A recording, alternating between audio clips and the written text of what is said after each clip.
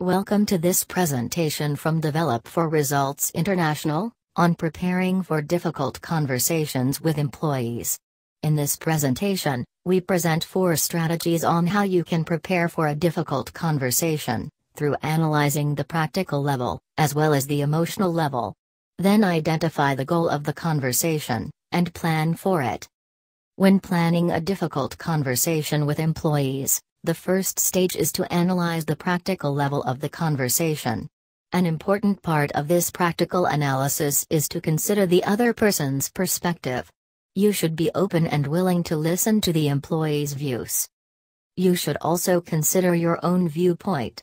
If you are making any assumptions or judgments that are not based in fact, it's important to shift away from these presuppositions and focus on facts.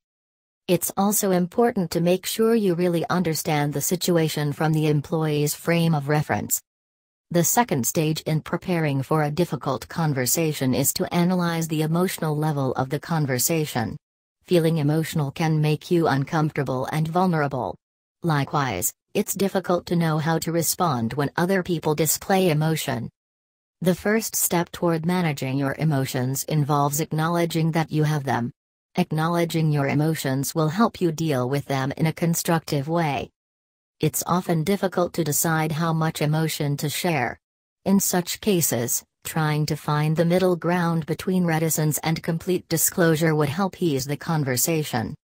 The third stage in preparing for a difficult conversation is to identify your goal. Defining your goal in advance helps you stay focused on the reason for the conversation. This means you need to clearly identify what you want to accomplish. However, you need to be prepared for the fact that there may be some negotiation and compromise involved in achieving your goal. To prepare for negotiation, think about what compromises and changes you might agree to, and what won't be acceptable, then consider the possible consequences of following different conversational paths. The fourth and last stage in preparing for a difficult conversation is to plan the conversation. It's important to outline the structure of the conversation beforehand and rehearse your approach to achieving your goal. You'll need to outline the structure by noting the things you need to talk about, and why they're important. Establish a starting point for the discussion.